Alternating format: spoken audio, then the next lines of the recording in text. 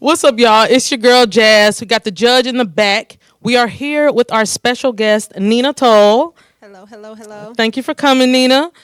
Now, if y'all see us, it's just us, the girls. We're missing the boys. We ain't worry about them too much. I'm just kidding, y'all. We missing Ree. We're missing D, but that's okay. We got me. We got the judge in the back. Like I said, we got Nina. So we are going to get this thing going. It's mind, body, and soul. Let's go. All right, y'all. Welcome to Mind, Body, and Soul. It's another episode. Like I said, we're here with our special guest, Nina. Hello, thanks for having me. Of course, of course. So for today's episode, we're just going to be talking about, navigating paths, embracing change, all of that good stuff, growth, all the stuff we want to hear. But Nina, can you give us a breakdown of you? Tell us about yourself. So I'm Nina, as she said already. I am a full-time entrepreneur. I am an overseer of an online ministry. I am an author, a content creator. I like to kind of just like keep myself busy so I can keep my skills sharpened. Yeah. Now that I actually know, and not like fully know, but I know the direction I would like to see my life go in. And so also I'm a full-time aunt, like I'm a very hands-on aunt and things of such. But yeah, that sums me up pretty much. Love that. I'm on too. Love that. Yeah. Aunts Unite. So you said you're author. These are your books you have Yes. right here? Okay. Yes. What do we have here? So, Tell us about it. I have, this is my first book that I first wrote in 2022. It released as an ebook. It's called Pray, Protect, Produce, Volume 1. It's the practical and the supernatural. Okay. And then just this year in February, I just launched this for those who are like creatives and stewards of who has vision, and they just entrepreneurs who's looking to establish their vision. This is a journal and planner, so it kind of coaches you through. It's called Divine Timeline Provision Journal and Planner. Ooh, I like that. Okay, Nina. Okay, so where can people get your books? So ninatoll.com is coming back up, but you can definitely follow me on my social medias platforms, things of sort. But where you can really find me is on YouTube. You subscribe to my email list. I send the links out for you to get them. But Pray, Protect, Produce Volume 1, the original edition, you can find on Amazon. But there is a revised edition coming out because Part 2 is coming out at the end of this year. Nice. You're not playing. You No, working. No, ma'am. I got things to do. You got things to do. I like that. And speaking of that, y'all, follow us on Mind, Body, and Soul Podcast 1_ on Instagram. And what was your Instagram handle? My Instagram is Kingdom _ Nina 02. The letter O, the number 2. I like that. All right. Okay, Nina. I like it. I like it.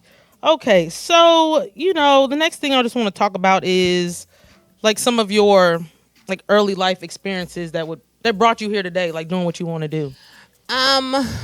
My early life experiences. Well, I always was a reader. I never thought that I would write. I love doing poetry. I was that little girl who would sit in a nook of a window or under the stairs if there was space and write and read. I asked my mom a couple weeks ago, was I studious? And she told me no. And I'm appalled. Right. Wait a minute. What do you mean I wasn't studious? All these books I'm reading? Hello. And she said, no, that was just your thing, but you I wouldn't consider you studious.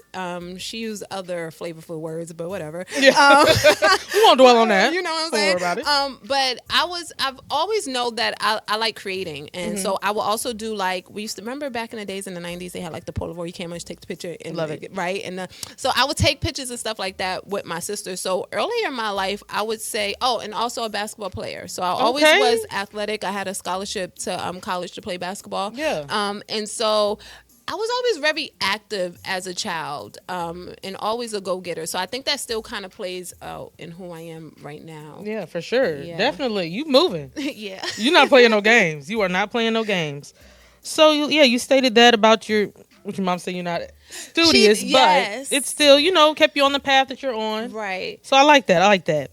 So let's see. Next thing I just want to discuss here with you. So I know we're talking about embracing change. How do you feel about therapy?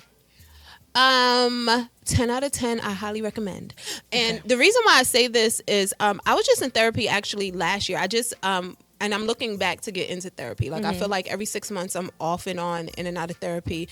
I wish that because I'm a millennial, and we as millennials and Gen Zs, we believe in therapy and talking to people and embracing our feelings and pinpointing how we feel to unpack that. Like we just don't believe in sweeping things under the rug. And so even as a child, I was the one to always call out something that it was. If it wasn't fair, if it wasn't just, that was that. And I think like that's why many people thought that like the B word as a child, like the B word. And I'm not that, but it's the obvious is there. So with therapy, I highly recommend. I feel like you need therapy and Jesus. You get what I'm saying? And the reason why I say that is because the Lord put people in the earth for you to communicate. Man cannot live. It says man should not be alone. That just doesn't mean husband and wife. You need somebody to talk to. And sometimes your friends and family is not the ones you can unpack. You need someone who can actually help you navigate so you can do the work. And I just have to do some work. Last year. It was For 6 months I was in therapy to unpack a situation I got myself into, but it was underlining root there of trauma that I had to work out, because I 10 out of 10, I highly recommend. Yeah, it's crazy how things you go through in life is traumatizing, but you don't understand that until you get older. And that's what I'm kind of on the fence about, because I wouldn't mind therapy. I wouldn't mind. I say I need it because there's stuff I went through in my past childhood, even now, that I'm like, you know what, I need to unpack this, see why sometimes I operate in the way that I operate, and pinpointing what happened and why I'm doing that. Just to get a sense of self as well. So I'm just like, I need to, what is it, BetterHelp? Download the app. But BetterHelp is real. That's who I use. No, shout out BetterHelp. Look, free plug. They ain't even hiring us for this. They ain't paying for this. But BetterHelp, you want to know why? Because it's the convenience. We also need convenience, right? Like sometimes if you can go into the office, cool, go into the office. But if you can't, I was able to travel and move and still meet up, and it was like I didn't need my therapist to be my friend. I need her to help me do the work, because in the beginning, child, like I've been in therapy, I think off and on from when I was a child, but then I started again in 2020, and then I stopped, and then I went back. So someone to help you do the work. So yeah, for sure. See, look, I'm talking myself into therapy right now, y'all. Talking myself right into it. No, but I definitely think that's beneficial, and it's the stigma like surrounding therapy, even like in the Black community. I think that is even sort of, going away in a sense. More people are open to it, even like the older. And see, but you want to know something? Because I asked my therapist, I'm a very inquisitive person. And what I realized, and I even asked her, I said, do people need therapy even when they're not going through something traumatic? And she said, yes. Why is that not normal a part of our Medicare plans? That's so true. Like I can be fine right now. Like I'm not necessarily going through anything that's traumatic or has shooken me, but you still need to unpack little habits, things that go unseen. And therapy is for healthy people who feel like, oh, I'm not going through nothing right now. Go, look, you need somebody to talk to. Right. You get what I'm saying? Because sometimes you don't even know. I seen this elder lady on Instagram, and she said, and this is about loneliness. She said she didn't even know that she was lonely until she met the man that asked to marry her. Oh wow. Because she never felt lonely. Yeah. So if man should not be alone, should not live alone, sometimes you don't even know that you're lonely because you're so busy doing. So therapy helps me. Yeah, like 10 out of 10 recommend. 10 out of 10 I recommend. 10 out of 10 recommend. So with that, like, did you go into any challenges or like obstacles? I faced a lot of challenges from when I was younger. Like, because speaking of therapy, I felt like I needed therapy when I was way younger. I don't know how deep you guys get on here, but even from go deep. Go ahead. Even from like molestation and things that started to show up as I grew older, like the mind is so powerful that when you go through traumatic experiences, to protect you, the brain is so powerful, it'll shut things down or lock things away so it won't continue to affect you. I had to go through that, and I went through like growing up just through that, like different forms of it. And so I did have challenges of even like loving myself. I don't look like other girls. The little guys, the little boys don't like me.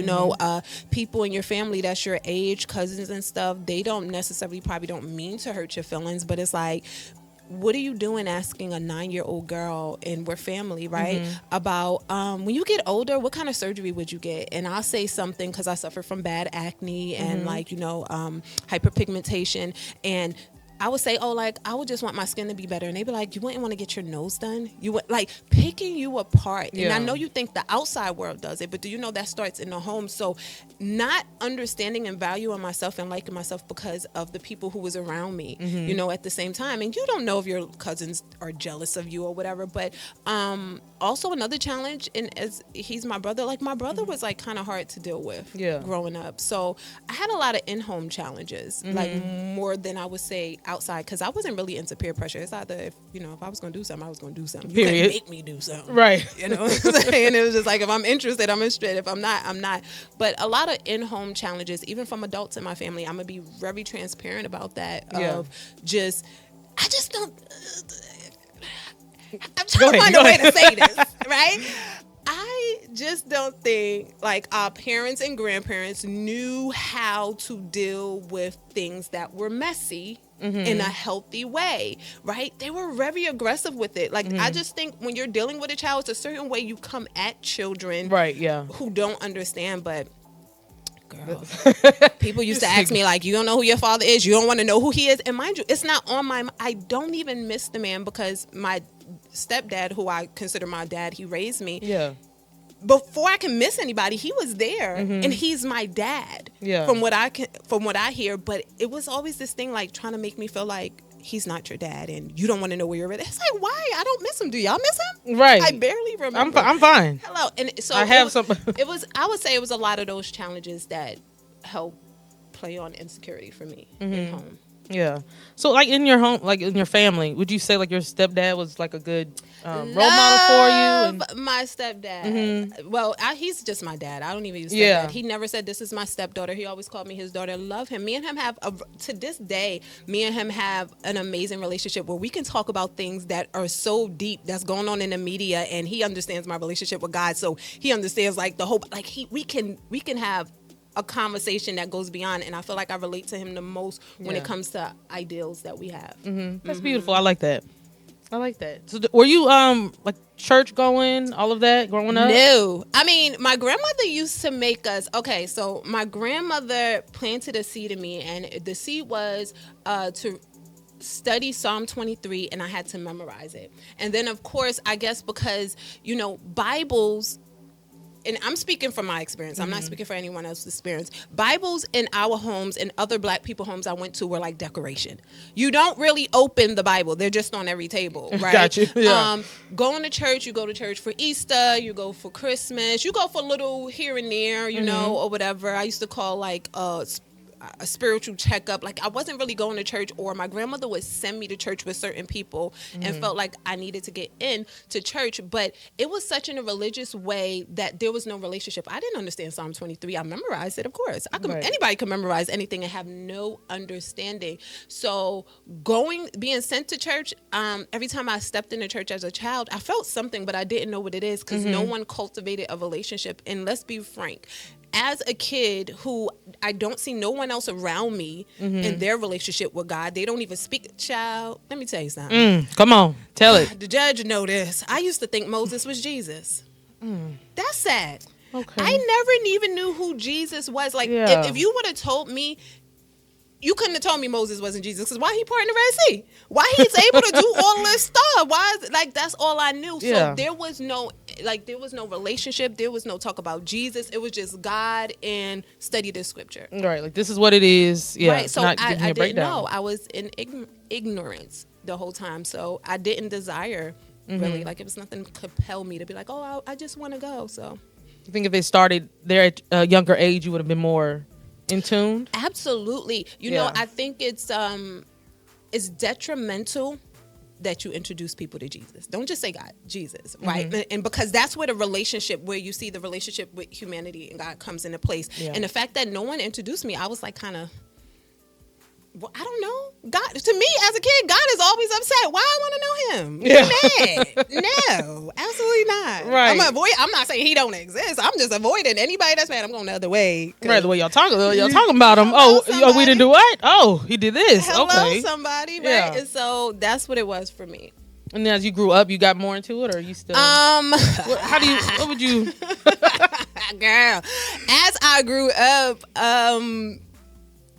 I definitely didn't go to church. Like, of course, it's a known thing to go. Like, if you feel overwhelmed, you should probably go to church, hear a message. You step into a church, it seems like the message is for you. Yeah. It was that, but I believe I was like going down the wrong path. You know, I did a lot as I got older.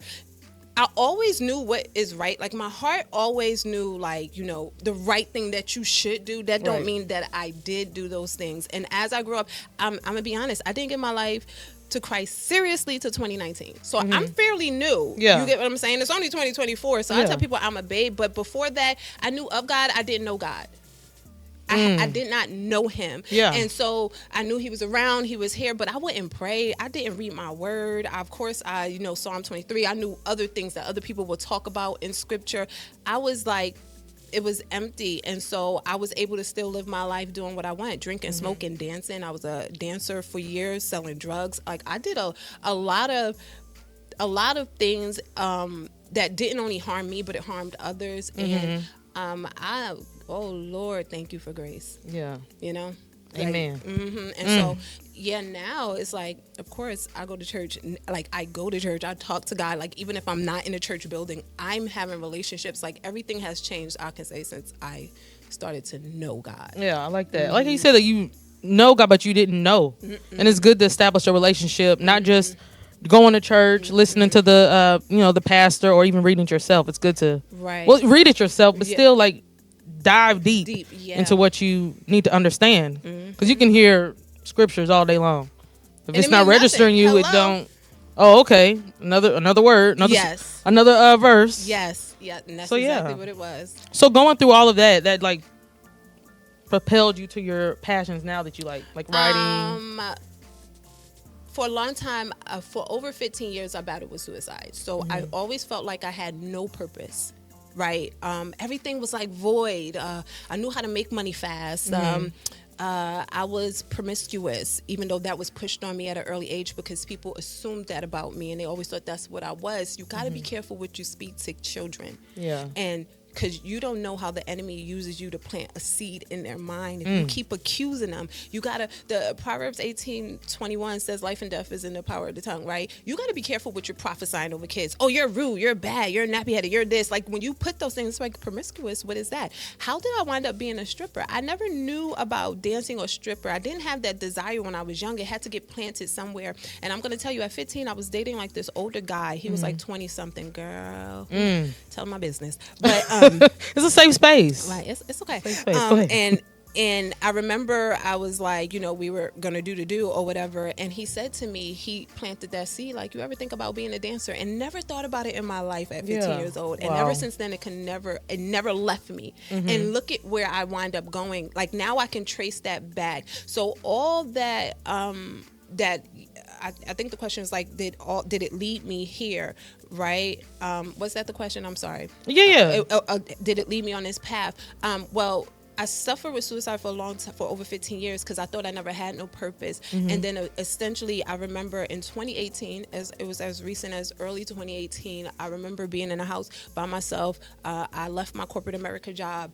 I felt like for safety reasons mostly, and because the whole, I won't say molestation, but like someone was trying to force themselves on me.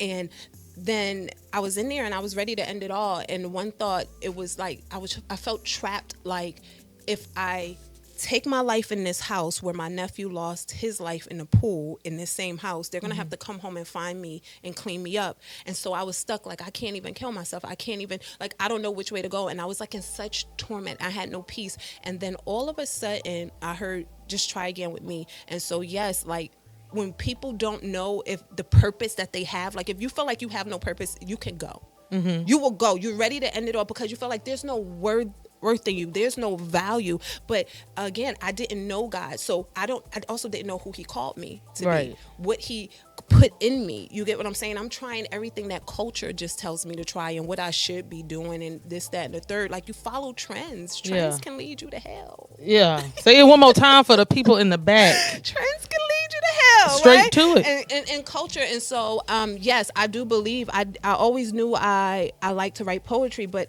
the Lord tells me that I'm an author. I believe him. I wrote this book. Writing my first book was a breakthrough, Yeah. right? I am a creator because he's a creator, right? So I'm creative. So I can create things that with that attitude that people say, oh, you're bossy. I'm not bossy. I'm assertive, Yeah. right? I can follow through. I'm a great help leader. I wouldn't know these things if I didn't look in to know my purpose. So absolutely, it did. All of that did lead me here. Nice. I like that. Nina, you you on it, girl. You are on it. So yeah, that's pretty much like it gave you clarity and Yes. all of that. To full, yeah, I like that. I like that. So let me see here, the judge. You got anything you got to say? I mean, that's right. I'm just like this. Right. I mean, I don't even know what else to say. I mean, Nina, Yes, ma'am. that's it, girl. So can you like read us a part of something in your book? Yeah. Absolutely. So this is a good book because I like that. Like, about your journey within. This sort of tells about my journey when I first came. So I'm gonna just start from page 1 because I thought I had my own whole plan when I moved to Texas here in 2015. And it says, I'm gonna just start. I moved to Texas in 2015. I made a deal with my mom to give me about 5 years and I would be out on my own. All she asked me to do was not work for a year so she can take care of bills she needed to take care of. Sounded great. So instead of paid labor from a 9 to 5, my mom would give me $100 every 2 weeks if I stayed and watched my nieces and nephews. With one car, I helped everyone else jumpstart their new beginning. Me, I will oversee the house of the owner and those in it. I will pack lunches, get up early, drop adults to work, kids to school, pick up everyone else, handle household duties, appointments, etc. You get the idea. A month in, I was stir crazy. This was also before I had a personal, intimate relationship with Jesus. Fast forward to before the year was up, December 31st, 2015 to be exact. I landed and started a job as a restaurant manager. It was finally my time to go off and begin my new beginning, as I thought. But it really didn't happen like that. I wanted to be a general manager. I wanted to just be an assistant general manager. I wind up climbing this corporate ladder here in 2 years. I got my name on the door because I'm very ambitious. If I want something, I can get it if I put my focus there. But moving to Texas was a culture shock because I'm from New York. And so my directness, they took as attitude and rude. And so I had to adjust to the culture. And my 5-year plan, it wound up working out because the Lord moved me in the middle of a pandemic, but not the way I thought it was going to happen. I thought I was going to save up money, save bank, get my credit together, the whole thing. But I was striving at that job and never made it. And when the pandemic happened and the whole world shut down, the opportunity arose to move, and I was scared out my mind. Like, God, how are you going to tell me to move in the middle of a pandemic? Yeah. Nobody is working. They're barely paying people. Things is not looking good. And he was like, I need you to move because me and my aunt, I talk about it a little bit in this book also, got into aunt I never get in anything with. Me and her was always so cool. Got into something, a terrible rift, and my mom told me, you got to get out.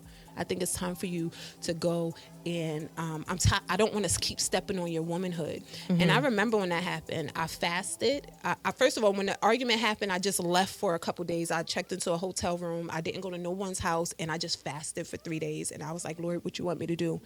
And on the third day when I went back, he said, start packing. Girl, I ain't had my credit jacked up. Yeah.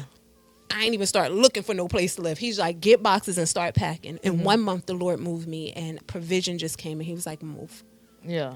And I needed that because that's where I really got to know him. Now, mind you, this is 2020. I gave my life to Christ in 2019. So in 2020, top of 2021 is when God really like pulled me in and like away from family. Because I told you before, my family did a lot, like being in the house. He pulled me away. I couldn't even go down to my family house for like 3 months. All I would do is come work team ministry, come to the studio, shoot, and go nowhere else, and go right back home. But that was like the best thing ever. That's to keep you on that path.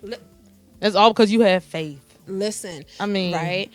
But it's the practical and the supernatural, because you got to do practical things to see the supernatural. Like God is super, he'll add the super to your natural. But are you doing the practical things? So a lot of this pray, protect, produce was like a motto that he gave me. And he was like, I need you to always pray. Yeah. And in prayer, you'll be protected. And from that protection, you will produce things. Because when in February 2019, I was just like, I hear everybody talk about how they be praying to God and he be answering them. And so I didn't know how to pray. I had no clue. Like, I felt stupid. And then also I felt like, so it wasn't 2018. 2018, I left my corporate American job. January 2019, if I was going to take my life.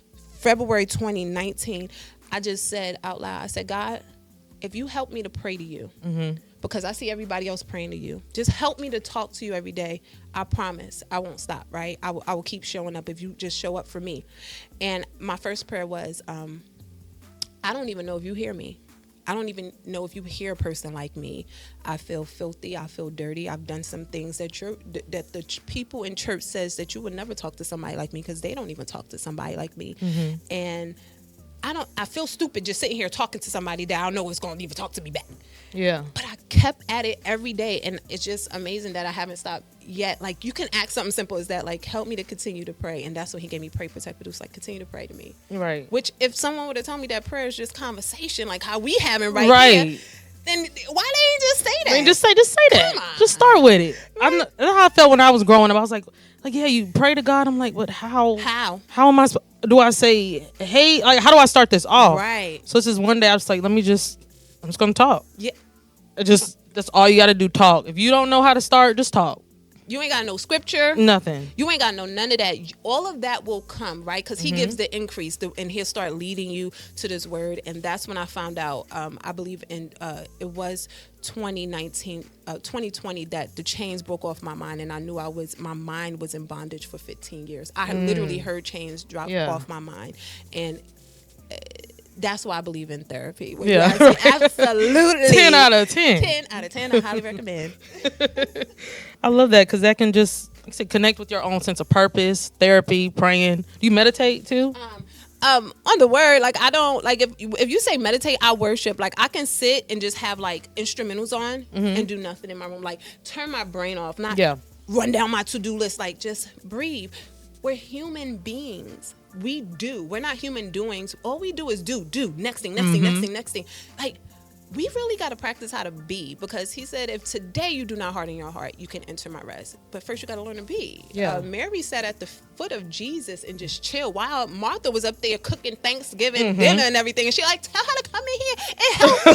What is she doing out there? He's like, yo, chill. Like, she's chilling right here with me. Right. This is where you need to be. Come and be. Just relax, because it's ease there. And I noticed that's why we got a generation filled with anxiety and pressure. Who needs to pop Molly, smoke beyond their function. They smoke to the point where they can't function. They're not even functional. Like, it's just like, it's nothing. I've seen people like that, and it's like, dang. When I used to smoke, I'm not telling you to do it, but when I used to smoke, I like uppers. I need to move around. I don't want to be on the sleep. Like, we try to get stuff moving. Trying to be out of here, right? And so we don't know how to be. And so yes, when you say meditate, of course, like, I might meditate on the scripture over and over when I feel like the enemy's coming in strong, like, just telling me what you doing is not working, that book ain't selling, like, you think you did the best thing ever, and thoughts will come, and I start meditating like on one scripture, and I just quiet, no music, instrumentals, and I'm just in that, like, but God, you said, but God, you said, that's it. And I sit there and I be quiet and I stretch myself, like, making sure I stay active. I've always been an athlete, so of course I'm into physical fitness, and sometimes just stretching your body. And how about just drink your water and mind your business? You drink it. I like that. That's the tagline for the day. Drink your water and mind your business. That actually does help, sometimes you get into gossip conversations which overwhelms you. Like, so when you say meditate, yes, I love my solitude. I do. People will tell you I'm working more on continuously getting out and interacting. I have to work harder on that one, mingling with people. So right. So it like helps you, like, how your mindset just evolved over time just by putting in the work. Putting in the work, and understanding that I do have purpose. I didn't understand that, you ain't got to do what everybody else got to do. Like I said, I've never been one for peer pressure. I just was lost. I didn't know who I was or who I was thought to be. Your mom tells you should be this. Your friends tell you should be that. Like, a lot of times parents want you to be what they expect, but not. Sometimes you don't have the same path, or that's not what you want to do. no. You just got to follow your own mind, be one with yourself, seek out that extra help, Yes. therapy, church. Yes. Friends people. can, Yes. Get your group. Your group is where you're growing, right? Because in a group of people, you should have people who know more than you. Right. You on the same level as, and people you can lift up. Yeah. Mentor. Like, you see, it keeps going. If everybody is like Stagnant. You're not going to grow. Exactly. You're going to get bored. Y'all all going to do the same thing. I used to outgrow my friends. When I had my scholarship to college for basketball, I just told my niece this. I used to always want to hang on the block with them, right? They used to be hanging out, smoking, whatever. I'm fresh out of high school. I got a scholarship. I'm getting scholarship money back. Like, right. It's the bomb. But I used to be like, all right, I got to go, y'all. They like, you got to go. Yeah, I got to go to practice. Well, I'll lose my scholarship. And as the first person in my family to go to college and not have to pay for it also, I can't afford that. You get what I'm saying? Right. And when I get off of basketball practice, guess what? They in the same spot. Didn't do Doing nothing. the same. Yeah. Didn't do much of nothing. Rolled up a few more blunts. Right. And that's all it was going to be. Surround yourself with like-minded individuals. People that can help you grow. Like you said, you can help them. Yeah. Just keep growing. That's all it is. You don't want to just stay where you at. And that group, remember I said you get bored or you stay stagnant. That group led me to jail. I did time in jail along with my sisters because of this group of people who didn't have the same aspirations, ambitions, and talents as me. They wasn't really aiming for anything. Right. Like, what they had was like the best, I guess, to them. So yeah. Now, I think that also still like goes with like family too. You can Yes. outgrow your family. You can still love them, but if they're not helping you grow or do any of that, you can cut them. You can. I don't say cut. Don't cut your family off. love them from a distance. Yes. Don't say I listen to Mind, them Body, and some Soul, and y'all, they told me to cut you off, so I'm doing it. Don't blame it on us. That's not what we saying. No, give them some room. Though. Give yourself some room. You Exactly. need some room. Exactly. to It's grow. okay. Exactly. Give yourself grace. All of that. Yeah. I mean, we're wrapping up. I want to interject on that very quick. Okay, come on, the judge. I'm not gonna say cut your family off What you gonna because say? right now I don't know. My household is dealing with something like that about family, but you got to protect your peace. Yeah. Yep. So if you have to go to that point to cut them off, it's okay to love them from a distance. Yes. I'm a firm believer. Cut them off like you cut them lights off. Ooh. Like them that. off. Hey, I love you from there. Because if you go and cut that light switch off, Yeah. you still got power. Yeah. All you have to do is just go cut it back on. Yeah. So at night, you cut your light off so you can enjoy your peace Yeah. and sleep and be refreshed in the morning. Yes. And what you do, you get up, depending on what time you get up. If you like me, if you get up before the sun is up, you cut that light right back Yeah. on. Mm-hmm. Same thing works with family. Exactly. You can cut them off. You still love them. You're not disowning them, Yes. but you got to protect your peace. Absolutely. Right. And the judge dropped the mic.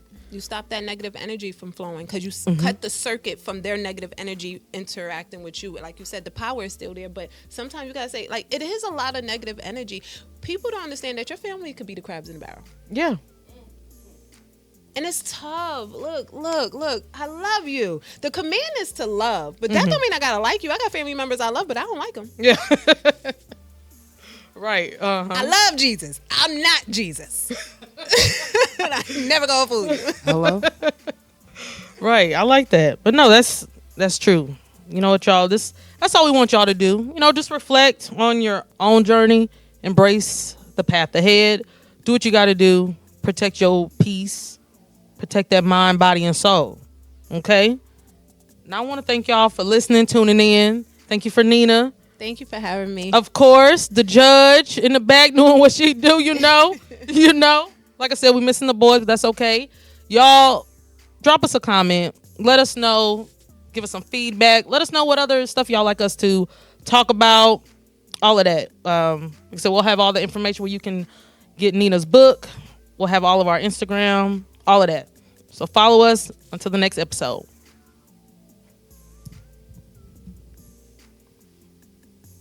Let's cut.